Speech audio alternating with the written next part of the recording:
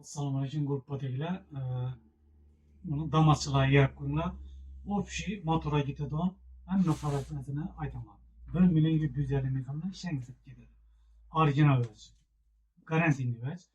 Porsche'lar yerine koreyskiy versiya. Porsche. Pompa, sucha provodalar, kosalar, lemperlar, power grindimi, dinamimi, masinasos, orijinali, klapurlar, natijiterler, şurada duran möş, gita domerci 1 milyon 750 ming so'm. Gelaversa manzilimiz G'ayu firma ko'chagi 7000. Toza bog'cha bor, toza bog'chani onlaynda jarayonni bir qator ko'rsatib garantiyali deb beramiz.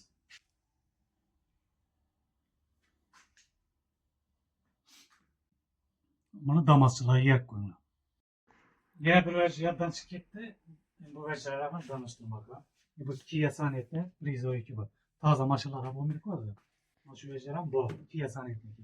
Yine markalarim tappalarimiz versiyalarni. Bir gün razisatadi. Bir gün zakaz etsangiz ertaga yana tozalab. Bunda Damas parokları, Trekkini parog'i, bunda nomer pastapkalar, reysinkalar aynasidan, begonka, sho'tlarni. Bir asil versiyalar. Buni xillar bor. İsperdolar, Damas baran var, sivetinler. Keyin bu yoqda politlarimiz bor.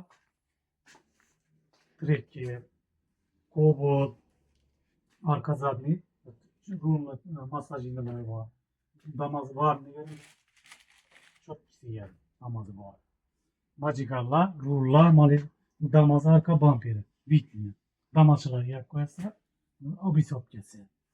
Neyse 1, neyse 2, Damas, hammasidan bor.